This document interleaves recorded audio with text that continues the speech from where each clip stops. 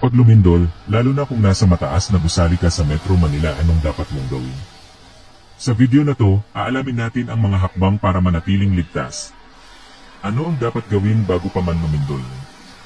Bago pa mangyari ang lindol, siguraduhin may alam ka sa earthquake evacuation plan ng building nyo. Alam mo kung nasaan ang emergency exits at fire extinguishers. May emergency bag ka na may tubig, flashlight, whistle, at first aid.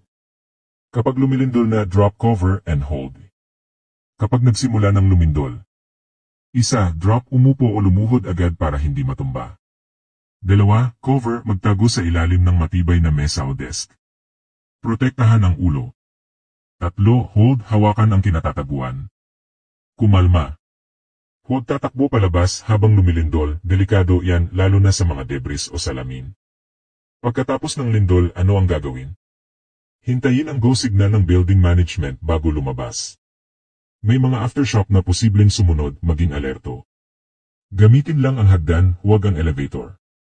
Kung may nasugatan, tumawag agad ng emergency o tumulong kung kaya.